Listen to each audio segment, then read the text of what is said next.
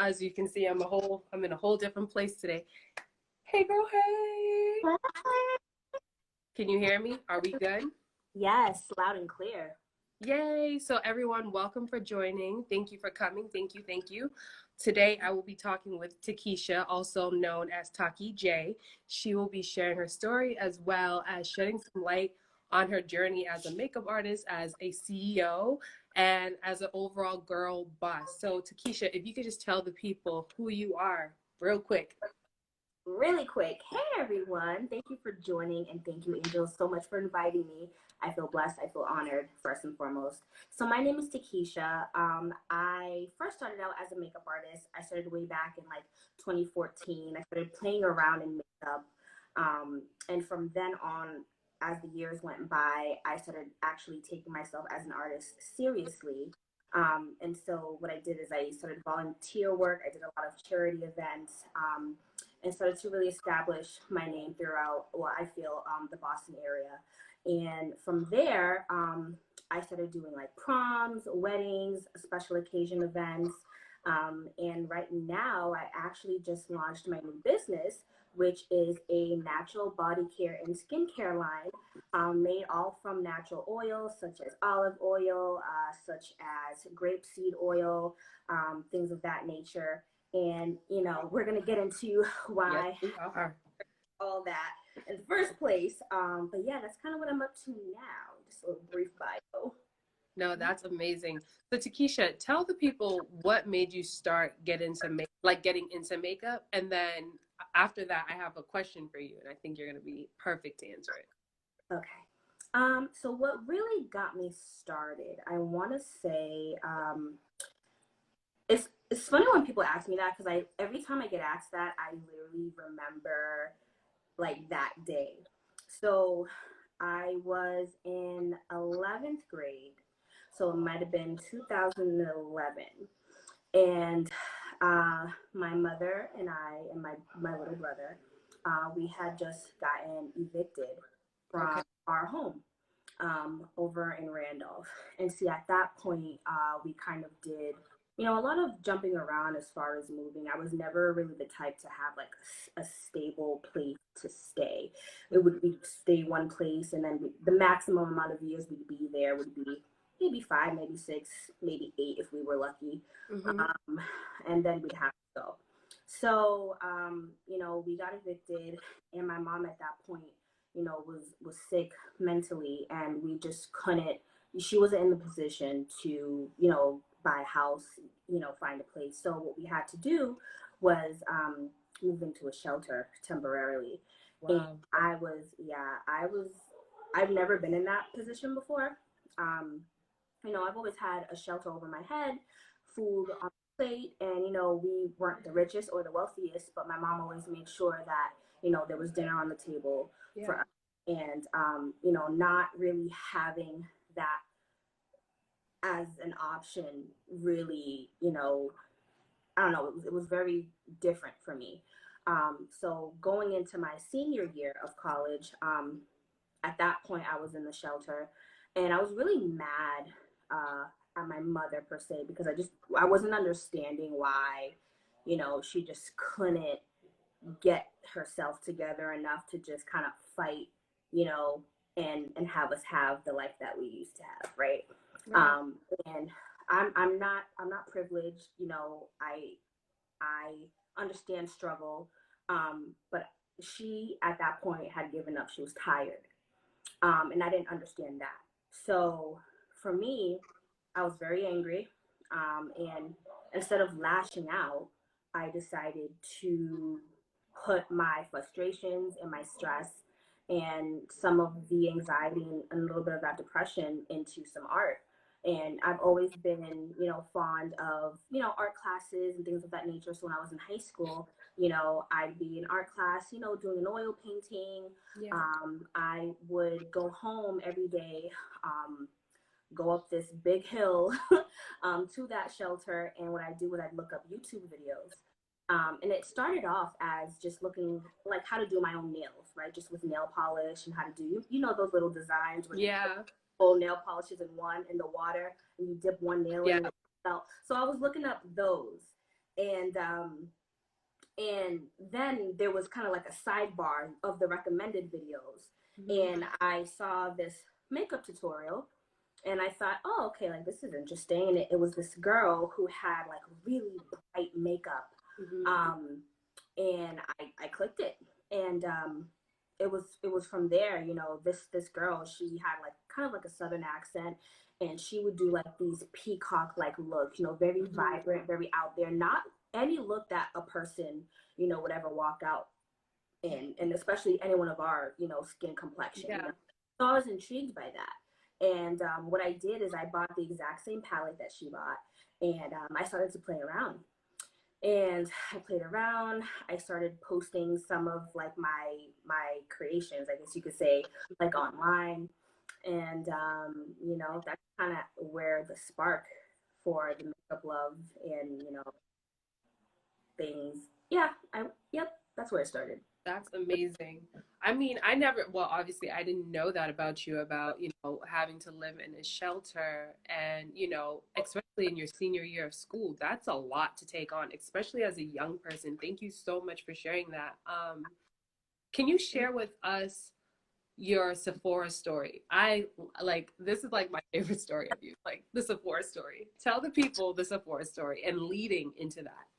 Yes. So the Sephora story, And just so everyone knows, Takeesha, she does not have a license in this. So this is just a gift that she has and that she's been working on and really investing in herself to perfect. Okay, just so you guys know. yes, Support. not since I'm not in Cosmo or anything of that nature. This is just something literally that I picked up on just by watching and practicing. And I fight with myself all the time because I didn't go to school for this. And I always think, oh, when can I do it? When can I do it? But right now, I just don't think it's where I need to be right now. Mm-hmm. So the Sephora story, okay. Um, I had applied to a Sephora and MAC actually. Almost any beauty counter store you could possibly think of. I was applying from the age of, let's see, 18 all the way up until I was like 23, Mm-hmm. 24. And every year I applied, I got rejected. Every single year I got rejected. And I didn't know why. And my guess was that, okay, I didn't have enough, makeup experience. Mm-hmm. I had a lot of retail experience, but, and that's a part of the job too, is retail Right. Because experience. you got to sell. Got to sell product, exactly.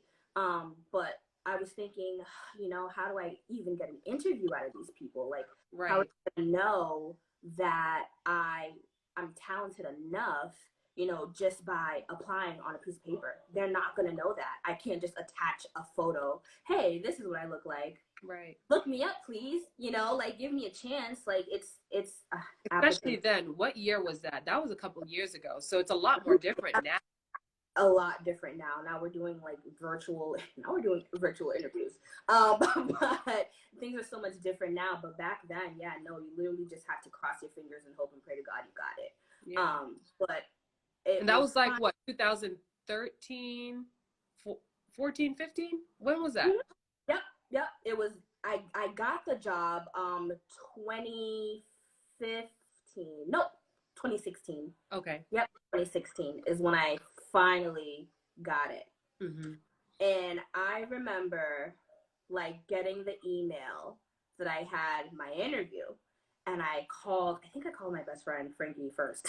I think I called her first. Frankie. And I was like, bro, I just got the email from Sephora. I have an interview on so and so date at this time. I'm so nervous. Yeah. I don't know what I'm gonna do. I don't know what I'm gonna say. Should I bring like photos? Like, how does this go? Like, it's a lot different than all these other interviews I've been to. And like, not to like toot my own horn, but as far as interviewing goes, I'm a really good interviewer, and I'm really honest when I'm interviewing too.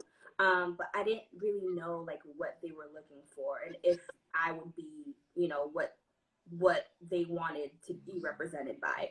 So right. I did my very best. And so the person that was supposed to interview me, which was one of the store managers, wasn't available. So the person that ended up interviewing me was the regional manager. And I was just like, oh God. Pressure. The big guy. Okay, so basically, sure. So we sit in the corner, like outside of Nordstrom's. If you've ever been to Braintree Mall, there's a Nordstrom's literally like a couple of feet away from Sephora. And we sit down and we get to chatting. And, he's just asking me about myself, looking at my resume, asking me about my experience. And I'm telling him, I have a lot of retail experience. So, the selling thing I can definitely, do. I have a lot of experience with that, yada, yada, yada. And then I start going into like the artsy portion because like that's really what I was focusing on. And that's what I wanted to be there for. My hope was that I would go in and be, one of their senior artists one day, or one of their what were the color consultants? That's what they're called. Um, and that was the position that I was applying for. I didn't necessarily actually no, I might have been applying to be a cashier. Just to get your foot in the door. Just wanted to be in there, and that's what I told them. And I said, I'm willing to do whatever you want me to do in here. You know what I mean? I'm that, I'm that committed. So if you want me to start at registers, which is what they kind of have you do, if they're not convinced enough that you're ready for, the floor.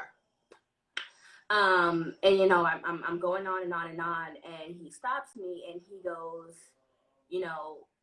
I think you have what it takes, and you seem very passionate. And, I can tell just by your personality, you're very friendly, you're very respectful. There's something about you, and I'm low key like about to cry. I'm like, oh my God, really? Like me? Really? What about me? And so from there, he sets me up, and we're scheduling at that point, an orientation, like a meeting. And I literally couldn't even believe it. I couldn't even believe it. I was like, wow, I don't even know. So that to say, again, I was applying to this job for years. And it got to the point where I was really going to stop applying because I was just like, there's something wrong with these people. Like, they just don't know. Like, they don't know what they're missing out on. Why are they not calling me back? Right. And then, they finally called me back. And then I got in there. And I would say the 2 years that I spent working there were really, it was fun. It was fun. I met a lot of really cool people. A lot of different artists, and different kinds of artists too. There were those that, were like the subtle glam type of gals, and gentlemen as well. And then there were those who were like super spunky and funky and had, different types of colors, and those who dyed their hair green and purple. And, I loved the diversity in there. And those are the type of people I wanted to be around. And yeah, that's my Sephora story. That's so amazing. I love that story. I knew I had to ask you to share it with the peoples because I'm like, that story. I remember when I was reading your post, I was like, I was literally screaming. I was like, oh my God, yes. Like, I'm so excited. So that's why I was like, because it's encouraging, because I don't think people realize that it took you a couple of years before you got to position, but you kept trying, you kept applying yourself, you kept, going for it because you felt in your heart like, yo, this is where I want to be, even if it's just for a season, which it was. You were able to grow your craft, you were able to benefit off of that good discount, whether it's like 10% or even whatever it was. Girl, look, a discount is a discount. Okay, I know how it be. So thank you for sharing that part of your story. So a lot of people, for those of you who are now jumping in, Takeesha is a makeup artist. She is now a girl boss officially. She's a little CEO of her little company. We're going to talk about it. And she's sharing with us her story so we can shed some light, encourage you guys, as well as, inspire you guys. So Takeesha, tell me, before we shift over to your business, we're going to ask some makeup questions. So, what are your 3 favorite tools you cannot live without when doing your makeup or clients' makeup? Okay. I definitely need, oh, wait. Can I show you guys actually? Yeah, show us. Just know I did a little beat before I got on the camera. Okay. So one of the tools is this bad boy right here. This is the angled brush, and this is actually the Sephora brush. I forget the number because it's a little faded at this point. But it's the Pro Brow Brush, and it has a little spoolie end right here. Used to kind of brush out the hairs and shape them in the way that you want them to be shaped. And then this one you can use, you know, also for like liner as well, but I use it for dip brows specifically. So if you're a person who's into the dip brow product, I would recommend using an angled brush with a spoolie end, because 2-in-1, it's way better. The next thing that I would say is I definitely love using setting powder. Me personally, I'm combo, which is like a mixture of oily and dry, especially around like my T-zone. So my favorite right now, I'm using the Fenty Beauty powder. I have yet to try it. Honestly, my first Fenty product was her red lipstick, and I actually bought that like a couple of months ago. I've used the product on clients and, you know, people like that, but I've never, like, I shop, but I don't really shop like that anymore because I have a lot of stuff that I just want to get rid of. Not get rid of, give away, use, whatever you want to call it. But I never got a chance to really buy her product. So every time I hear about it, I'm like, oh, I can't wait until I go and buy it. Like right now I'm giving myself a break, but girl, put me on. Well, I say when you're ready to spend some coin, you know, it's really, for as much that comes in here, like, you know, when people try to kind of scam you a little bit and they charge like X amount of product for like this many ounces, and you're like, I'm done with this in 2 months, like depending on how much of a user you are. I bought this when I was in New York, and that was a couple of months, sometime last year actually, and it's still going strong, and there's so much product in here. So I would definitely recommend Fenty. They have a lot of shades, especially for my deep dark skin gals, so don't think there's nothing for you. I would definitely recommend Fenty Beauty. And what color is that? Is that like just her regular setting, translucent? What is it? Honey. So for what I thought would fit for my shade. There is a translucent one overall, but I don't like to use that for everyone because, you know, I don't know, I don't trust like the white translucent powders. They say it's for everyone, but I just don't risk it. So right. Tamar just said St. Angela's is up in here. They sure are. Hi, all my St. Angela's people. I literally wish I could just flip my camera. I'm looking at St. Angela's Church right now because I'm out here in Boston. But yes, St. Angela's in the business, Mattapan. Right. Oh, I'm crying. Mr. McCullough would be so proud of you. I know. All right, tell me your last product. I mean, your last tool or product. The last one would be, I want to say setting spray. Okay. Because reason being, you don't necessarily need to have makeup on to use setting spray. You literally can use it as a refresher. So say it's like super hot outside and you just kind of want to have like that natural glow, but you don't want to really pop anything on except for like maybe brows, some gloss, and like mascara. Setting spray, boom, and then you just kind of have like that natural glow. Or if you have like on a full face beat, you can also just put setting spray. My favorite would have to be from MAC. As far as a high-end brand goes. As far as a drugstore brand, I would say Maybelline. Really? I forget the name, but I like Maybelline products a lot. I love Maybelline. When I used to do makeup for people, that was all in my kit. Just Maybelline for foundations. Concealers was like LA Girl. Like a lot of people were surprised. I'm like, listen, your kit does not have to be like designer brands. Like you can have some expensive brands, but listen, all these companies, believe it or not, they're really good. You know, that's just how I felt when I was doing makeup for a lot of other people. What is your most treasured? What is your most treasured? I can't even speak. Treasured beauty product. Like you can't live without it. It's like your holy grail. You love it. You know. Treasured. I'm literally like looking around like, what is it? I would have to say it might just have to be foundation. And not that I wear my foundation every day, but the type of foundation that I wear, I always kind of go for the medium or the light to medium coverage foundations, um, because I don't really have like too much to cover. I don't like the heavy, cakey kind of look. You know what I mean? So right now, actually, I'm using the Il Maquillage. Have you seen like all Oh the yeah, Spanish? I've been using it. I've used it. I'm all out of it now. Yeah, Really? I'm all out. So cool. Like the digital test that they make you do Mm-hmm. online. I was a little skeptical about it because I'm like, how are you gonna tell me what I am? And I'm not even in the store. I'm like, you don't even know. But I did the test and it was actually right. Like I Mm-hmm. shade matched myself pretty well. And I would have hoped so, being that I worked at Sephora. I kind of had to give myself a little bit of credit. Like, okay, you could do this, girl. Like, just don't worry. Um, so yeah, no, I'm currently using Il Maquillage, but before I was using this, my favorite foundation was by Cover FX, the Power Play foundation. Yep. That is like my staple, my rebuy, the thing that I'm rebuying all the time. That's my thing. So I would say it would be foundation. Beautiful. All right, Mm. so let's jump into this business.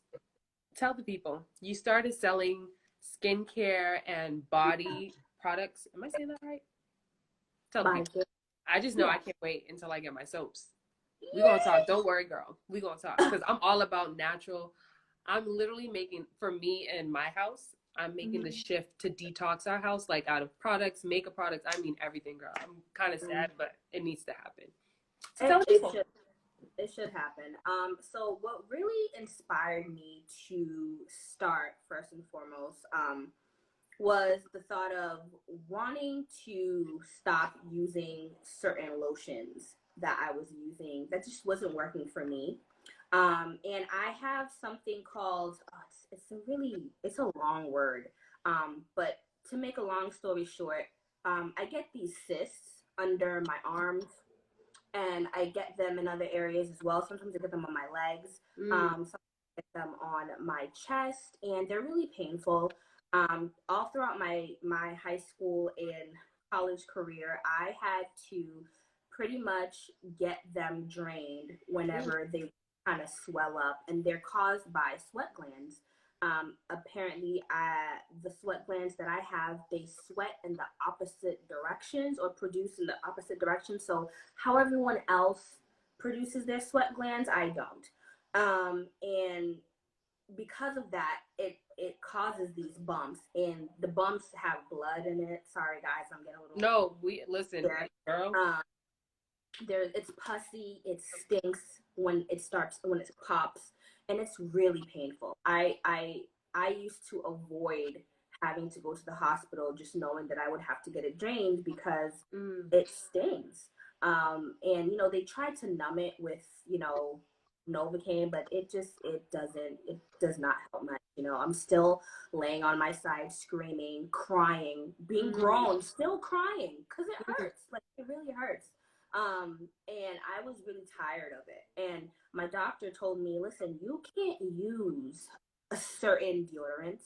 You can't use certain lotion. You just can't use certain things that other Because it's people. not good for your body, It's and not. it clogs the pores. Exactly. And that's exactly what they were doing for me. So I became a little obsessed with trying to find out what works for me and my condition, because at that point I'm like, okay, well, if I'm sleeping over somebody's house, I can't use their stuff. If As you I'm, shouldn't. First of all, you can't. You shouldn't right, share it. right. You know. Mm. But it's just like a thought, like, okay, great. Now I'm just gonna have like this thing where I have to be more mindful about what I'm putting on me and in me. So I started doing a lot of research, and I came across this page from Atlanta, and it was another small-owned business that I used to buy from, and she had some soaps and some like body butters, and her stuff, smelled really good, but I always kind of wish I knew how to make it myself. So I eventually had stopped buying her product and started just researching how to make my own body butters and how to make my own natural soaps with just Which is oil and amazing. a little Literally. bit of essentials. And from there on, I started playing around with it. I made some soaps a couple of months back, and I had my best friends test them out for me. They didn't look the best. They weren't the prettiest either, but I was just like, hey, just try it for me. Let me know if they lather any good, and let me know if they smell any good. Like, just let me know how they do. And, you know, they tested them out. They gave me some feedback. From then, I just kept working on it. So as far as announcing the business, I kept pulling back from it because I kind of felt like, is anybody going to care about this? If I come out with this, who's really going to support me? Like, Right. am I going to be one of those, oh, wow, just another small business doing the same damn thing that everybody else is doing? You know what I mean? Like, I didn't want to be viewed as that. And then I didn't want people to kind of just scroll and just disregard. Like, I really wanted people to understand where I was coming from and Right. why. So the name Curative Soaps came from, okay, so I am a person who, when I smell something that smells good, whether it be food, whether it be, you know, certain aromas, I'm happy. My mood instantly like changes. Like that's just how I get. So I thought, okay, all of the essential oils and fragrances that I use in my products, they do it for me. Maybe they'll be able to do that for somebody else who struggles with anxiety or who struggles with depression or who just struggles in general. You know what I mean? If I can provide some type of holistic healing for somebody, you know, that's kind of what my goal is at the end of the day. They obviously have to do like the other work, right? But if I can just help them with this product and getting them to kind of feel what I feel, that's kind of my end goal at the end of the day. So what I did is I came out with like lavender based products, and you know, lavender is good for anxiousness, right? It's calming. Yeah. Yes, exactly. And there's other things like eucalyptus, other oils that are good for like muscle pain. So those are things that I'm really trying to target, because I really feel like it can help somebody.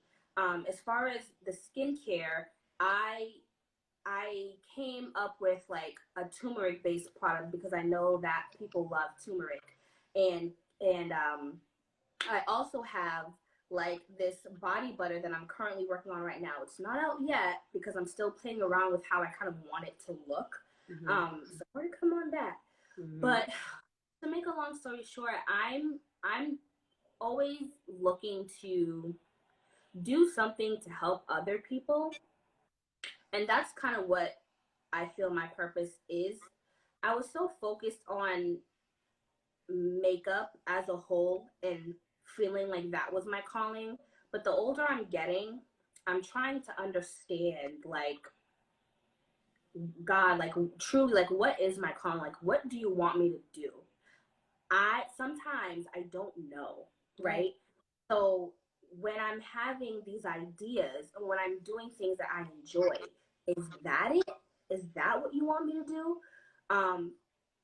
I enjoy, you know, all my passion projects, obviously more than I enjoy my 9 to 5, you know, but that's like anybody that's into anything that they do on the side. You know what I mean? So that's kind of really what I'm, what I'm doing right now and what I'm trying to figure out. At the end of the day, I really just want to connect with people, and all the good reviews that I'm getting via DM, via email, of people just saying, hey, like, this is really great. I just got my order. These smell amazing. This is doing wonders for my skin. Oh, what did you put in this? Oh, I love this. You know, that really means a lot to me. And the first day that I launched, I literally cried, first of all, because I didn't think anybody would care, like I said. So imposter syndrome, right? I kind of have that. And I think it stems from like not having enough confidence overall with anything that I do, because growing up, I never had cheerleaders in my corner. Anytime I ever wanted to do something, I never had people like, you can do it, Takeesha, you can do that, you know, and I think it has a lot to do with my culture and the way I was raised. You know, everyone wants you to be a doctor. Everyone wants you to be a nurse. Everyone's like, oh, art? What's that? You know what I mean? Which is so surprising because your culture, if anyone doesn't know, she's Haitian descent. Haitians are so artistic. You know what I mean? I mean, like music, art, like with paint and stuff. Like, I mean, you guys are just a creative culture. And I feel like West Indians, you know, minorities all alike, like we all have like everyone has like this art aspect to their culture, but it's always looked down upon. And it's like, guys, this produces wealth too. Like not just being a They lawyer don't or think being a that. doctor. You know what I They mean? don't So, think that though. girl, Yeah, that's the thing. It's the money that drives them, and I understand because yeah, when you're because we coming all from, come from poverty also. So, yeah, yeah, and they don't want you to struggle, and they think, oh my God, I came from this country here to make your life better, and this is what you choose to do. You know what I mean? I understand that. I totally do, but at the same time, I don't think they understand when you're in your kid's corner and when you support them and treat them like a human being, you don't know how far they'll actually go. They will soar. They yeah, will soar because they will have that confidence. They will have the confidence to do whatever it is they'll need to do, no matter how many doors are slammed in their face. yeah, Versus someone like me, where if I had one door slammed in my face, I might be down, about it for a little while. It might take me a little bit to get back up, but I will get back up. hmm, But, imagine how I could have been if I was just a little more confident. You know what I right, mean? I right, think, I think, I really feel like culturally that could have changed a lot of things for me in a lot of ways, but it's okay because I don't ever let, my culture or my upbringing affect how I move now. right, I try to be a lot more positive. I try to spread positivity through my posts when I'm speaking with people one on one or when I'm talking to them, via message or just as friends or just strangers that I don't even know, like I just try to spread that because I don't know what their story is. I right, just know, if there's an issue and if I feel like you need to be spoken to or something draws you to me, right. I need to tell you something. So that's just kind of how I go about that. Um, yeah, I kind of feel like I went on like a ramble. No, that was perfect though. Rants are accepted here, okay? Alexandra asks, were you afraid or scared when you invested your money into your own business when you started? I kind of was. Yes, I was. Only for the simple fact that once you start that business, there, I'm not going to say there's no turning back, but when the reactions are positive and and see that this is what people want, you start to kind of feel that pressure like, ooh, people do Mm-hmm. care. People do care. Oh, Mm-hmm. okay, so I can't stop. Oh, Yeah, there's a what? seat for everyone. Yeah. So now people are watching me. So this is how I felt. Literally the day of when I sold out. I sold out I in know. less than 24 hours. In less than 24 hours, I was shaking. And then my boyfriend sees me pacing around back and forth, back and forth, back and forth. And he was like, "Are you okay?" And I was like, "No." Mind you, Yes, during a but pandemic, no. during Right. the pandemic. Come on, Right. Lord. Mind you, I'm working. I was still on the clock working remote. And so I'm still supposed to be working. But then like this is happening at the same time. And like I'm excited, but I'm very nervous and I'm very anxious. And so I felt all these things at once. And then he was like, okay, first of all, calm down. Mm-hmm. Do you need help? Do you want me to help you with something? And I was just like, yes, Mm-hmm. please. Like I needed that because I just didn't even know like where to start. Like obviously get everyone's orders together, but like Yeah. I couldn't even grasp like how much of the positive response that I got from everyone. Not only people that live in the area, like not even like just the local supporters, our local friends and family and associates, just people from other areas. Like I had people from like Texas, people from like Pennsylvania, Georgia, Amen. Florida. Like there were other people from other places ordering, supporting, sending me sweet messages like in their orders, and I just thought, wow, that's beautiful. You know what I mean? Like I didn't really think it was gonna be that. And I was disappointed with myself for 2 seconds because I'm like, why did I downplay myself? It's Mm-hmm. disrespectful. Why did I Right. do that? Right. And it goes back to the confidence thing. Yeah. I have never ashamed to tell people how insecure I am, or you know what I mean? Like I don't mind being vulnerable. I don't mind showing people that, but it goes back to that confidence thing. And I downplayed how much of a difference I could have made that day. Right. Or I didn't that day. Right. And I told myself that day, you know what? This is a lesson for me. When I want to do something, don't don't hesitate and fear that you're not going to get support. There's going to be somebody out there Right. that cares Right. about your message and what you're trying to deliver, and your story. Like, someone's going to care. So true. Whether that be 5 people or 5 million people. Right. As long as you get to impact somebody's life. That's one thing I love that my godmother even says. I actually just saw her. She's like in the other room. It's like, it's just for the one. Like, you know what I mean?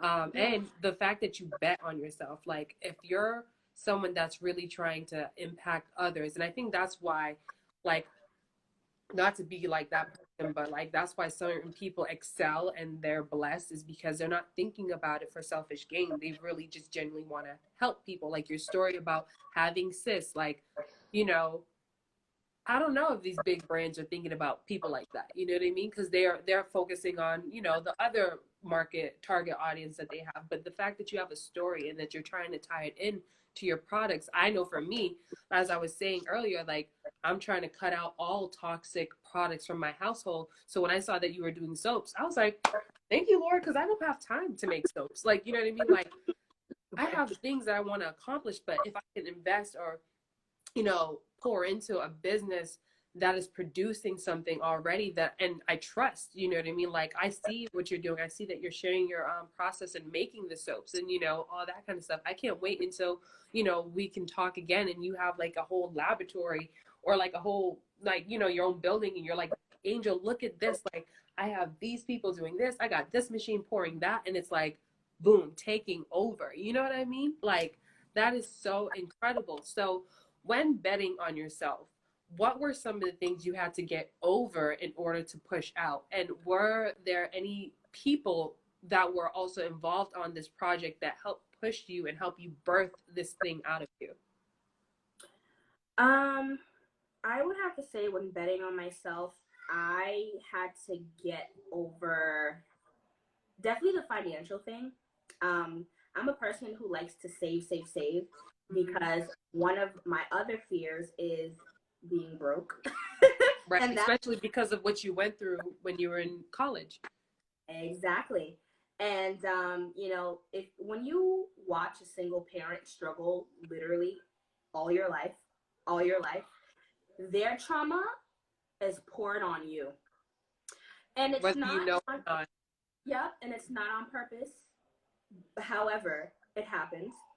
And as I got older, I realized, oh my gosh, my mom's trauma has spilled all over me, all over me. And this is why my mom is such a sensitive topic for me, even till this day. I love her to death, and she's so strong. And she's literally like, she's overcome so many obstacles, so many demons, so much stuff. Like, that is a conversation for another day, I swear. But I cherish her, and looking at her struggle and try her very hardest for her kids as much as she could has always motivated me. And I had to mature very young, you know. So what normal 11-year-old kids were doing, I wasn't doing any of those things. You know, I was actually watching my brother because he was born at that time. So I kind of feel like I was being a little bit of a mom at 11. Right. And I mean, I just got my period. Like, Right. Like, whoa, slow down. right, right. So, but I take things like that with a grain of salt, because everything happens for a reason. But I would truly say that, you know, the financial thing is pouring more of that out, and trusting myself that I'm making the right decision in doing that, investing more in myself. I have to think about it as you're investing in yourself. You know, don't look at this as a waste. You know, Because other people who don't really understand this can think, oh, why are you wasting your money on that? You know what I mean? And I want to continue to think of it as an investment. And so that's what I'm going to continue to do. As far as people who have helped me or who have been like in my corner, like really pushing me to push this out, definitely my best friends. My best friends have like been on my back about this for like 2 years. Well, I can see Frankie now. Absolutely. You know, she's the number one, she's the first person. Like, she is the first person always saying, so when are you going to come out with your skin line? When are you going to come out with your whatever, whatever? You know, she's like, come on, you have a health degree. Come on, you're qualified. Come on, just do it already. Yeah. And I'm just like, yeah, no, I know. And then a whole nother year comes by, and then it just nothing happens, and then she brings it up again and again and again and again. You know, she's that friend. Yes, there she is. Yeah. There she is. Yeah, her along with, you know, my other best friend Tina, and then, you know, a list of, you know, some of my other close and dear friends have really helped me kind of really push this thing out. And I'm really grateful for them. I think it's important to have a strong team in your corner, just supporting you, because like I said, I didn't have any of that when I grew up. And yeah, you need good people. You need some good people in your life. No, it's true. It's so true. Other than making, natural soaps and body butters and oils and stuff like that, how else do you plan on impacting, people in their lives as an artist, as an entrepreneur, as a young professional, Well, eventually, what I want to do is towards the end of the year, and hopefully this can happen, but like more so around Christmas time. I don't know that we're going to be out of this pandemic thing truly. However, I wanted to do something nice with some of the profit that I've made so far and donate to a really charitable charity. I don't know which, but I do want to give back. I was just speaking to Frankie actually about donating a tithe to a church. And I was just trying to figure out, well, I don't really belong to a church at the moment. I kind of, swing back and forth from different lives. Like I was just tuning into Jubilee's live last Sunday and the Sunday before, and then tuning into another live, one of the other Sundays. So I don't necessarily belong to a church, but I see all the good that's happening. And so I did hold off on it because I want to definitely make the right choice and be very careful about it too, because that's a seed that you're planting, whether you choose to plant it, which is incredible. I love when companies do that. I just feel like everyone should do that. Like whatever you gain, just take a percentage. It doesn't have to be a lot, just a percentage, and donate it. You know what I mean? Like there's so many people that are in like need that we may never meet, but at least that small thing can be so much more impactful. Absolutely. So, Taki, what keeps you going when things get tough? When things get tough, I try my best to get in the habit of praying about it. Sometimes I struggle with praying, and I feel like I told you this before. We've had this conversation. Yeah, we've talked. I haven't strangled you down yet to really have the talks that I want to have, but here we are. I'm here whenever. We're in quarantine, so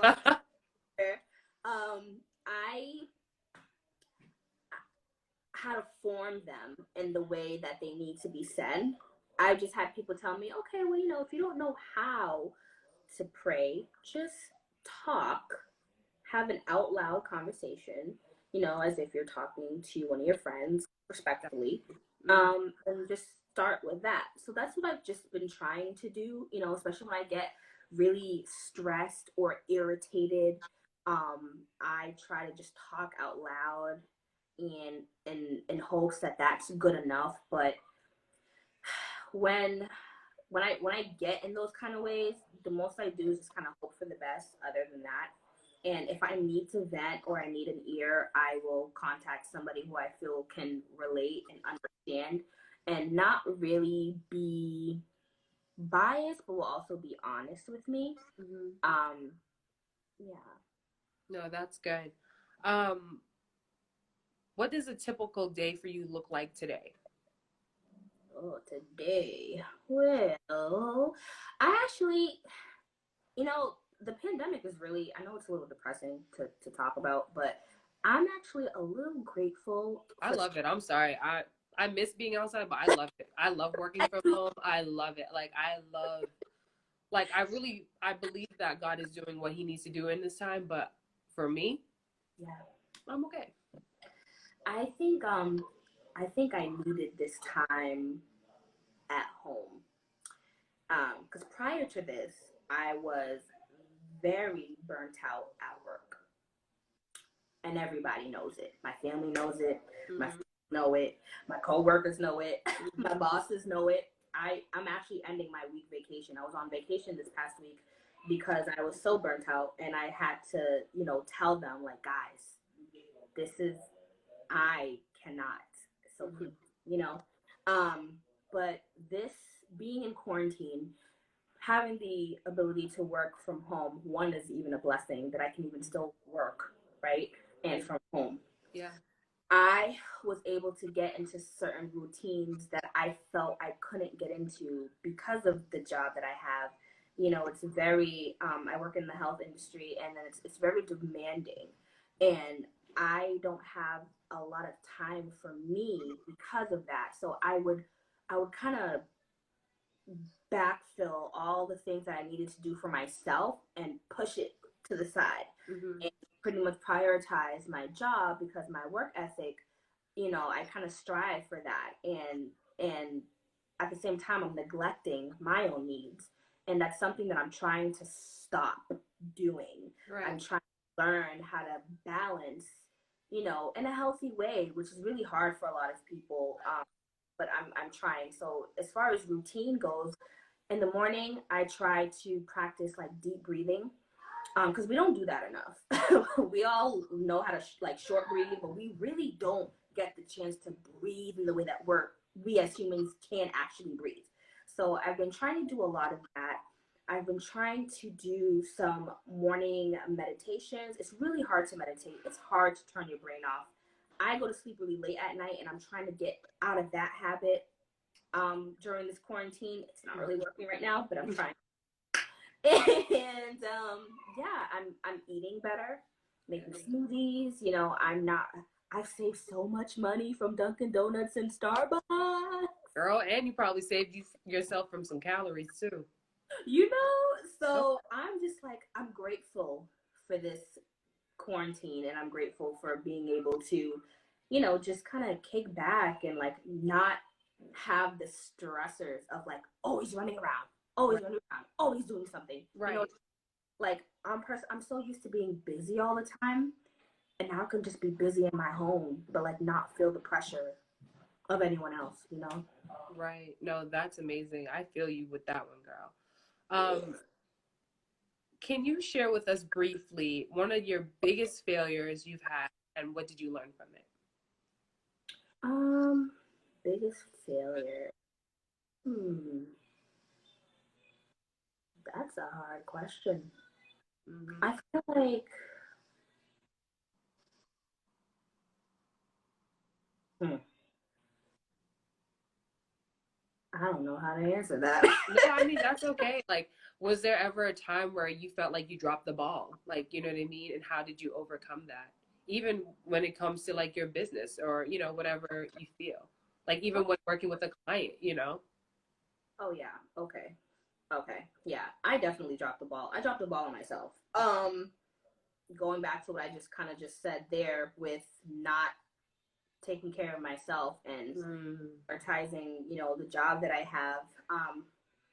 I was becoming a different person, and this is why I took the week off. Because my employers were noticing my behavior, how I was reacting with them, And it's not like me, you know, because I'm peachy, happy, go lucky, hey everybody, you know, and you know, it's hard for me when I'm overly stressed and burnt out the way that I get sometimes. Like I completely shut down, and it's hard for me to like kind of rail myself back in to how I usually am. So once I'm at that state, I'm there for a little bit. And so I dropped the ball, and I felt a little disappointed because I let my professional life, a professional part of my work career, see that. And that doesn't typically happen to me. But I really couldn't. I really couldn't. I couldn't anymore. And I had to call them out on it and say, you know, my mental health, like, guys, it matters. And not only have I ignored it, but you guys have ignored it too, knowing that I'm tired and knowing that I need a break. You guys have been saying it for how many months, but no one has said, hey, you got to take a break. You know what I mean? Some of the hardest workers, people will continue to work them because they know they can. And my problem and where I drop the ball is letting people think that they can do that to me. So that's a failure for me, is letting people think they can do me like that. And I told myself after that, I'm not letting people do that to me anymore, because that's when I start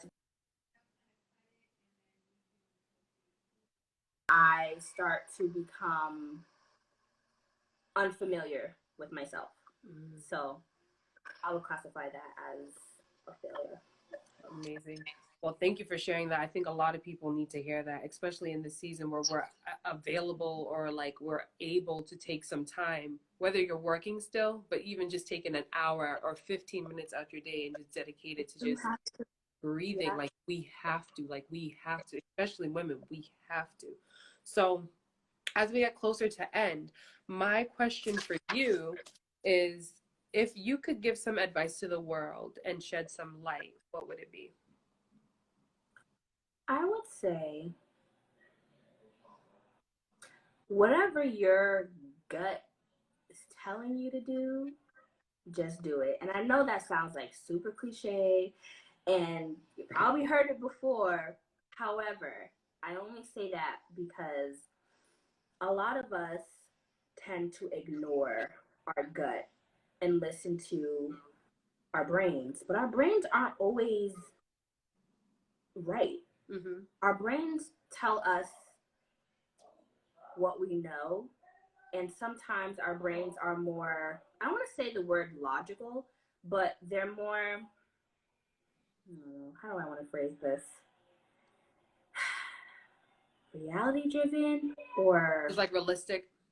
yeah, like more realistic. And not to say whatever your gut is telling you can't be realistic, but I always just try to follow whatever my gut is telling me to do, because I know that that's what my heart wants me to do. Because, you know, if you think about it, it's like the closest thing, right? Our brains are all the way up here, but our hearts and our guts all the way over here, right? So they're closer to each other. That's how I like kind of like, I try to think about it that way.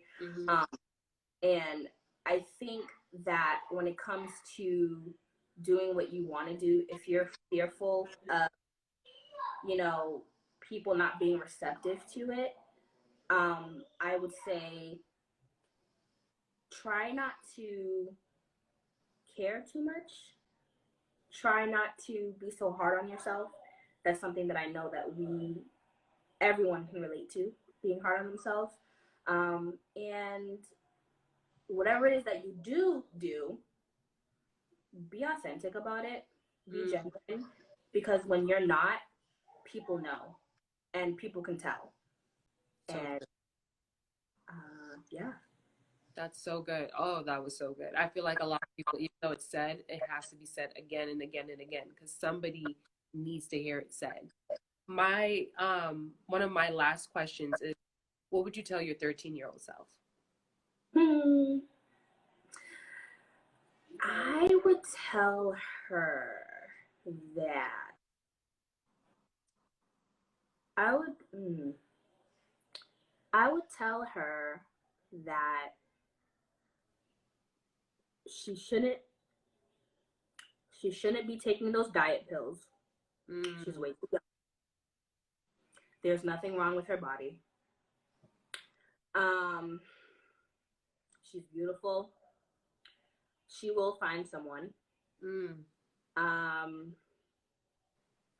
would tell her that she's smart, that she'll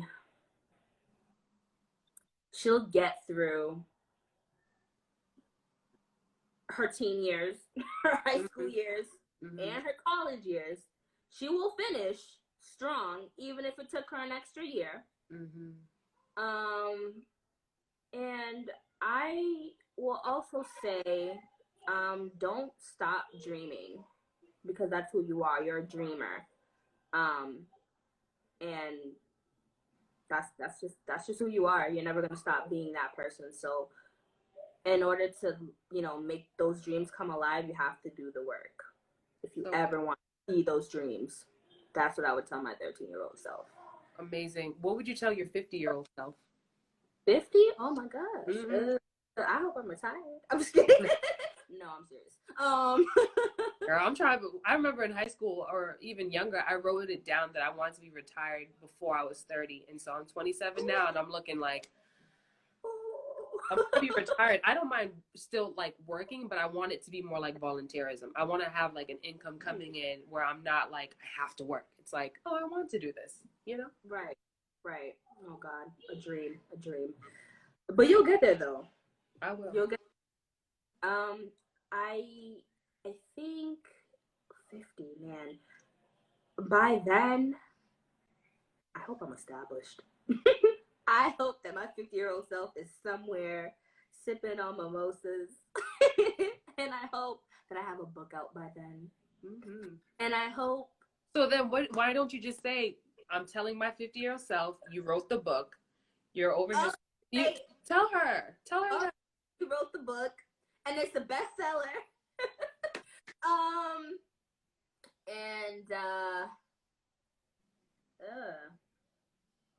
You worked your butt off, and you're probably really tired, but that's okay, because now is your rest time. And yeah, I think that's really it. I really just want to relax at that age. I'm really hoping I can. You will. Listen, Takeesha, thank you so much. My countdown just started, so I just want to say thank you so much for joining me on Splendid Saturday. Thank you so much for sharing your story, from being homeless, having to live in a shelter, to then, dealing with your health issues as far as like the cysts and stuff like that. And then even starting your own product line with soaps. If you guys aren't following, follow her. Purchase a bar of soap. Takeesha, I will make sure I contact you before the end of the day, because I'm in Boston right now. I'm not in Rhode Island. I'm in Boston. So if you got something, come on, swing it. I definitely do. Also, thank you so much for just being open and, shedding some light and, taking this opportunity to speak. I feel like a lot of us, we're young, we feel like we don't have a voice, or we shouldn't be talking about certain things, but I want to say you do. You have your platform. You can do whatever you want. You can do all things that's on your heart. And so I thank you so much for joining me today. Thank you for having me. Awesome. All right. So I'm going to clock you out. Girl, I love you. Take care. I love you. Right? Bye, boo. Bye.